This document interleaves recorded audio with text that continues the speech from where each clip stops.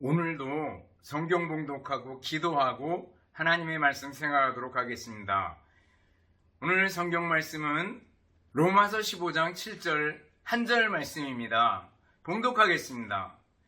그러므로 그리스도께서 우리를 받아 하나님께 영광을 돌리심과 같이 너희도 서로 받으라. 아멘. 기도하겠습니다. 사랑과 은혜가 풍성하신 하나님 아버지, 감사합니다. 이 시간도 주님의 말씀을 생각하는 소중한 시간입니다.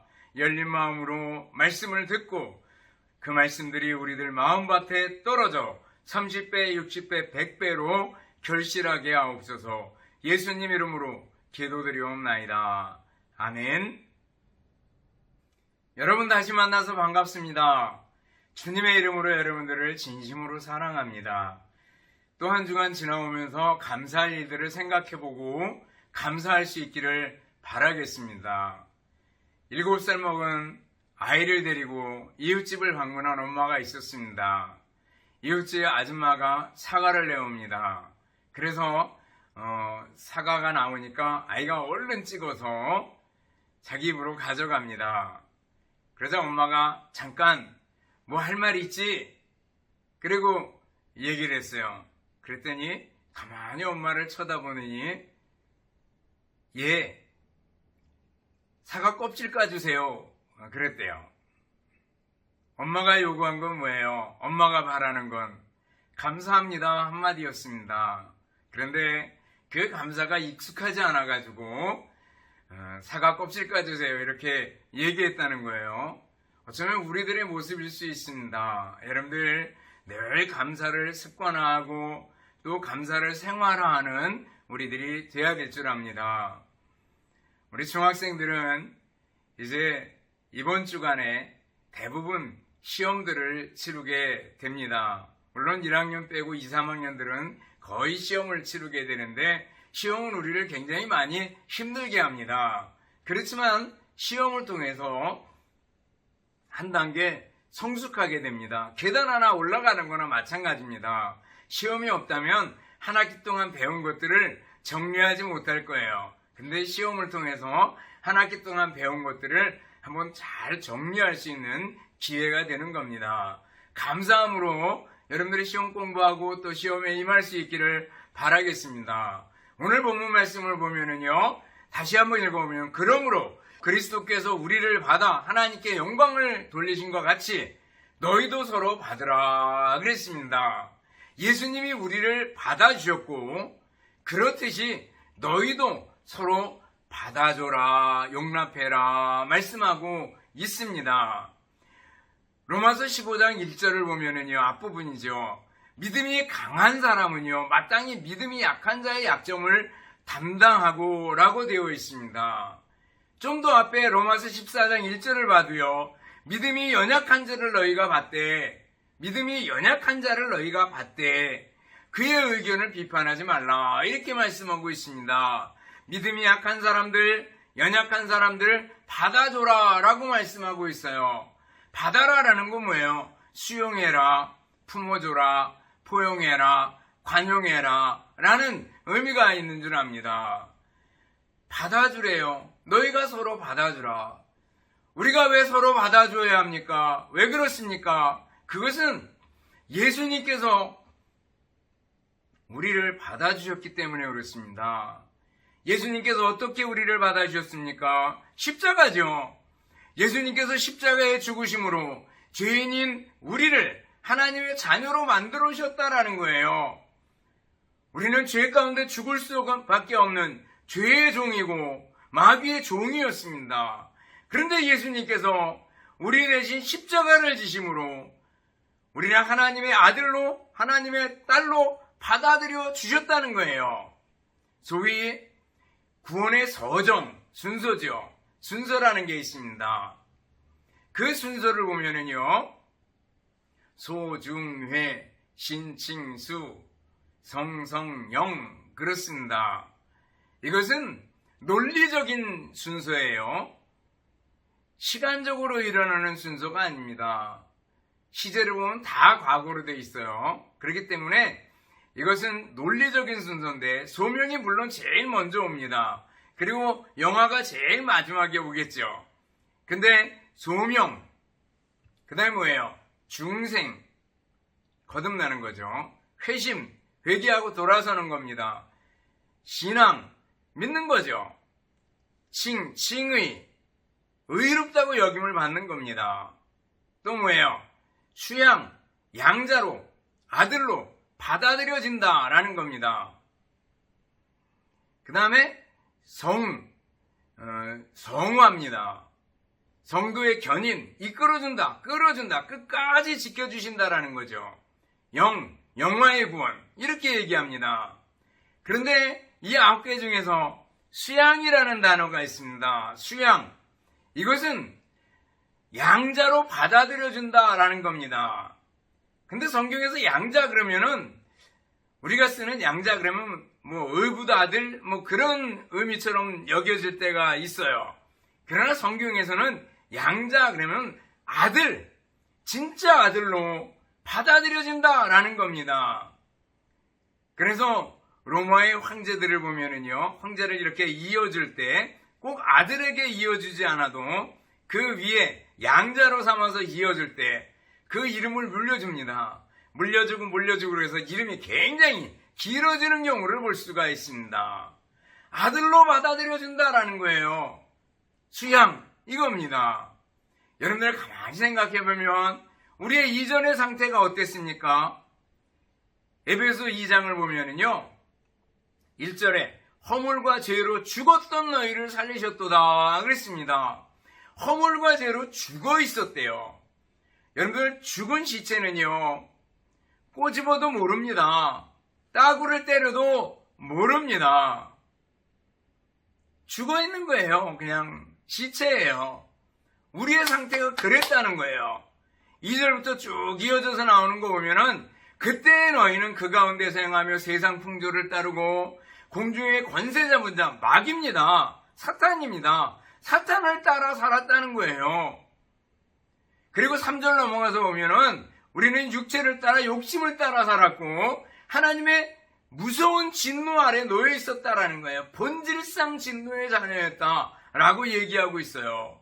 허물과 죄로 죽어 있었고 마귀를 따르고 세상 풍조를 따르고 하나님의 무서운 진노 아래 놓여 있는 우리들이었는데 예수님께서 하나님의 무서운 진노를 다 감당하신 거예요. 우리의 죄를 대신 엎어쓰시고 내가 받아야 될 그 형벌과 내가 받아야 될 죽음을 예수님이 죽어주신 거예요. 그리고 뭐예요? 우리는 하나님의 아들로 의롭다고 인정함을 받게 되었다라는 거예요. 그래서 어떻게 됐어요? 로마서 8장을 보면 잘 나타나 있습니다. 8장 15절부터 17절까지를 쭉 읽어보면요, 너희는 다시 무서워하는 종의 영을 받지 아니하고, 종이 아니라는 거예요. 양자의 영을 받았으므로 우리가 아빠 아버지라 부르짖느니라 그랬습니다. 하나님을 향해서 아빠 아버지 이렇게 부르짖을 수 있게 됐다라는 거예요. 아빠, 우리도 어릴 때 아빠라고 쓰고 조금 크면 아버지라고 쓰잖아요. 제게 공용어가 있는데 그게 바로 엄마하고 아빠래요. 엄마, 그랬더니 미음이 들어가잖아요. 그래서 마더, 마마 뭐 이렇게 불러요. 헬라말도 메테르 뭐 이렇게. 근데 아빠도 마찬가지입니다. 피읍이나 비읍이 들어가요. 그래서 우리 아버지, 아빠, 뭐 father 뭐 이렇게 나가잖아요. 다 피읍이나 비읍이 들어가요. 입술음이. 세계 공용어가 바로 아빠, 엄마예요. 근데 우리가 하나님을 향해서 아빠, 아버지라 이렇게 부른다는 거예요. 아빠 아람어를 쓰고 아버지는 헬라어를 썼겠죠. 아빠, 아버지 그런 거예요. 강조하는 거 아니겠어요? 우리가 하나님을 향해서 아빠, 아버지 이렇게 부를 수 있다는 거예요. 우리가 누구기 때문에? 하나님의 아들과 하나님의 딸, 하나님의 자녀이기 때문에 그렇다는 거예요. 그러면서 계속 자녀이면 상속자고 하나님의 상속자로 그리스도와 함께한 상속자다라는 겁니다. 그래서 하나님의 상속자로서 하나님의 그 엄청난 영광을 우리가 누리게 되고 받게 된다는 거죠. 근데 이 세상에서는 그 영광과 함께 고난도 함께 받아야 할 것이니라 이렇게 말씀하고 있습니다. 우리가 뭐예요? 상속자가 됐다는 거예요. 하나님의 아들, 하나님의 딸이 됐다는 거예요. 어떻게 해요? 예수님께서 우리를 받아주심으로 가능했습니다. 십자가의 죽으심이 바로 우리를 받아주심입니다. 여러분들 이 사실을 믿습니까? 예수님께서 행하신 이 일, 복음 아니겠어요? 이 복음 마음에 간직하고 감사하며 감격하며 하루하루 살아갈 수 있기를 바라겠습니다. 그러면은 우리가 어떻게 받아줘야 되는가라는 걸 생각해 볼 수 있습니다. 어떻게 받아주면 될까? 마찬가지로 예수님께서 나를 받아주시듯이 나도 받아주는 사람이 되어야 된다라는 겁니다. 예수님께서 나를 어떻게 받아주셨는데요? 있는 모습 그대로 받아주셨다라는 거예요. 흠 많고 허물 많고 깨진 그릇 같은 나를 그대로 받아주셨다라는 거예요. 여러분 탕자의 비유를 아시죠? 누가복음 15장에 보면 나옵니다. 우리가 그 얘기 잘 알잖아요. 한 아버지한테 두 아들이 있었는데 둘째 아들이 아버지한테 재산을 달라 그래서 먼 나라로 가가지고 그 돈을 다 써버리고 나중에 그 나라에 흉년이 들어서 돼지우리에 취직을 해서 돼지우리에 앉아서 돼지가 먹는 쥐엄 열매를 주워 먹으면서 아버지를 생각하게 되죠. 그리고 아버지한테 가면 품꾼도 나보다 낫겠다라고 생각하고 일어서서 아버지께로 돌아옵니다. 그때 아버지가 어떻게 해요? 거리가 먼데 그 아들을 기다리다가 달려가서 안아주고 입을 맞추고 새 옷을 입히고 새 신발을 신기고 새 반지를 끼워주라고 얘기합니다. 송아지를 잡고 잔치를 벌이라고 얘기합니다. 그 아들이 돌아왔을 때 아버지가 얼마나 기뻐했는지 몰라요. 잃어버린 내 아들이, 죽었던 내 아들이 다시 살아서 돌아왔구나 하면서 기뻐하는 장면을 그대로 묘사하고 있는 것을 볼 수가 있습니다. 여기서 아버지가 아들을 안아주고 받아주는 장면을 생각해 보셔요. 아버지가 아들에게 너 왜 그랬니? 어디다 돈을 다 써버렸니? 그렇게뿐이 못하겠냐? 인간이 좀 되라. 왜 애가 그 모양이냐? 이렇게 비난하고 야단치고 그러지 않았다라는 거예요. 그저 달려가서 안아주고 그리고 잔치를 벌이는 장면을 볼 수가 있습니다. 여러분들 하나님께서 우리를 받아주실 때 똑같은 모습으로 받아주셨다는 거예요. 이 배경은요 누가복음 15장 1절에 보면 1절 2절에 보면 그대로 나옵니다. 예수님께서 모든 세리, 죄인들 이 사람들이 가까이 나오니까 그들과 함께 식사를 나눕니다. 바리새인들이 서기관들이 수군거리면서 이 사람이 죄인을 영접하고 같이 먹는다 그러면서 막 비난합니다. 그래서 예수님께서 잃은 양 비유, 잃은 드라크마 비유, 잃은 아들 오늘 탕자의 비유를 말씀해 주시는 걸 볼 수가 있어요. 여러분들 우리 주님 예수님께서 세리와 죄인들, 세리 당시에 돈은 많았는지 몰라도 가장 사람들이 싫어했어요. 세금을 걷어가지고 자기 주머니에 절반 넣고 자기 반은 로마에 바쳤어요. 매국노죠. 그냥 얼마나 싫어했는지 몰라요. 또 죄인들 옆에 오는 거 되게 멸시했습니다. 그런데 예수님께서 그들과 함께 식사를 나누시잖아요. 건강한 사람에게는 의사가 필요 없다. 병든 사람에게 의사가 필요하다라는 거죠. 그렇듯이 죄인들에게 내가 필요하다라는 걸 보여주시는 겁니다. 우리 예수님께서 나 같은 죄인, 내 모습 그대로를 받아주시기를 원하셔요. 세상은 그냥 받아주지 않습니다. 여러분들 면접 시험을 봐보셨습니까? 그러면 어느 정도 자격이나 자격증 요건들을 갖추기를 원합니다. 그래서 여러 가지 질문들을 하잖아요. 그래서 저 사람이 정말 이 회사에 유익이 되고 이익이 되는가 이런 걸 따지잖아요.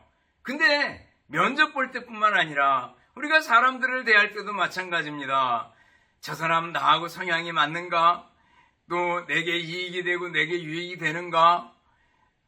그런 것들을 이리 따지고 저리 따지고 하는 것들을 볼 수가 있습니다. 그런데 예수님께서는 당시에 가장 멸시받고 천대받고 비난받는 사람들의 친구가 되어주시고 그들을 받아주시는 걸 볼 수가 있습니다. 그리고 탕자의 비유를 통해서 맨 끝에 나오는 아버지가 그 아들을 받아주는 장면을 통해 가지고 하나님께서 우리를 얼마나 귀하게 보시고 존재 자체로 귀하게 보시고 우리를 품어주시고 우리를 안아주시는지를 보여주고 있습니다. 여러분들 우리의 모습이 어떻습니까? 탕자의 몰골과 같지 않습니까? 다 떨어진 옷, 노숙자처럼 때 묻은 얼굴, 수척하고 굶주림에 지친 모습. 그런데 주님께서 나를 받아주신다라는 거예요. 아버지가 제일 좋은 옷을 입혀라, 손에 가락지를 끼워라, 그리고 신발을 신어라 이렇게 얘기해 줍니다. 이 모든 것은 신분의 회복입니다. 옷 신분이죠. 신발도 신분입니다. 너는 종이 아니다. 내 아들이다. 있는 그대로 받아주는 걸 볼 수가 있습니다. 물론 우리들이 서로 받아주라 그랬을 때요 주의할 점이 있습니다. 지난 시간에도 말씀드렸듯이 이단을 그냥 받아주면 안 됩니다. 성경 하나님 말씀 아니다 그러는데 그냥 받아주면 안 됩니다. 예수님은 우리 구주가 아니다라는데 우리는 동의할 수 없고 그런 사람들을 받아주면 안 됩니다. 조심해야죠. 그렇지만 중요한 거 오늘 초점은 뭐예요? 하나님께서 우리를 있는 모습 그대로 받아주셨다라는 거예요. 우리 노래들이 참 많이 있습니다. 탕자처럼 방황할 때도 애타게 기다리는 부드러운 주님의 음성이 내 마음을 녹이셨네. 오 주님 나 이제 갑니다. 날 받아주소서. 이제는 주님만 위하여 이 몸을 바치리다. 내가 방황하고 있는 동안에도 우리 주님은 기다리고 그리고 내가 돌아설 때 나를 받아주시는 분이 우리 하나님이시고 우리 예수님이십니다. 여러분들 이 사실을 믿습니까? 좀 전에 부른 찬송 2절 보면 뭐예요? 불순종한 요나와 같이 방황하던 내게 주님께서 손길을 내미셔서 받아주셨다는 거예요. 3절을 보면 음탕한 저 고멜과 같이도 방황하던 나에게 너그러운 주님의 용서가 내 마음을 녹이셨네. 여러분들 고멜의 얘기를 알잖아요. 하나님께서 호세아 선지자에게 음탕한 아내를 취하라. 그래서 고멜을 취하게 됩니다. 아이까지 낳았어요. 근데 다른 남자가 따라서 가버립니다. 얼마나 열받겠어요. 그런데 하나님께서 호세아에게 다시 가서 고멜을 사와라 그럽니다. 그래서 돈을 주고 값을 치르고 그 아내를 다시 데려옵니다. 또 조금 있다 보면 다시 나가고 하는 일을 반복합니다. 하나님은 우리를 끝까지 사랑하시는데 인간은 끊임없이 배반하고 우상을 숭배하고 자기중심적으로 살아가는 모습 그대로를 비유를 통해서 보여주는 겁니다. 여러분들 고멜처럼 방황하던 나에게 하나님께서는 호세아 같은 사랑으로 다시 받아주시고 또 받아주신다라는 거예요. 찬송가 214장 보면은요 2절 3절 그리고 후렴을 보면 2절 보면 큰 죄에 빠져 영죽을 날 위해 피 흘렸으니 주 형상대로 빚으사 날 받아주소서. 3절 내 힘과 결심 약하여 늘 깨어지기 쉬우니 주 이름으로 구원에 날봐도 없어서. 그리고 나서 후렴이 들어갑니다. 내 모습 이대로 주 받아주소서. 날 위해 돌아가신 주 날 받아주소서. 여러분들, 우리 주님께서 내 모습, 깨진 모습, 상처받기 쉬운 연약한 그릇 같은 나를 받아주셨어요. 그렇기 때문에 우리도 뭐예요? 있는 그대로 받아줄 수 있는 사람이 되어야 된다라는 거예요. 내게 상처를 주는 사람, 어쩌면 내가 원수처럼 여겨야 되는 사람일지라도 받아주어라 라는 겁니다. 그러면은 받아주면 어떤 결과가 오게 됩니까? 다시 15장 7절을 보면은요, 하나님께 영광이 돌아간다라는 거예요. 그러므로 그리스도께서 우리를 받아 하나님께 영광을 돌리신 것 같이 너희도 서로 받으라 라고 말씀하고 있습니다. 예수님께서 우리를 받아주심으로 하나님께 영광이 돌아갔대요. 마찬가지로 너희도 서로 받으라. 그러므로 뭐예요? 하나님께 영광이 돌아갈 것이다 라는 겁니다. 여러분들, 하나님의 영광을 위해서 하는 게 인간의 목적 아니겠어요? 그렇다면 우리들이 서로 어떻게 해요? 받아줘야 된다라는 거예요. 서로 받아줌으로 하나님께 영광이 돌아가게 됩니다. 링컨의 얘기를 잘 알죠, 여러분들. 링컨에게는 정적이 있었습니다. 그 사람이 스탠턴이라는 사람입니다.